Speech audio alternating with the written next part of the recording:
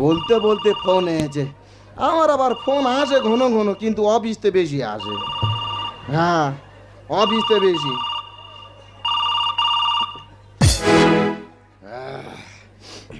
Hello hello, তুমি কেমন আছো গো? আরে কাঁদছো কেন? তুই কি ভালো রেখেছ? আমি ভালো থাকবো?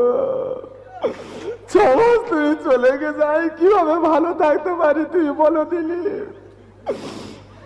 গ্রামের লোক এত উল্টো পাল্টা ভাবতেছে, বলে তুই নাই দিল্লিকে মেরে ধরেছ,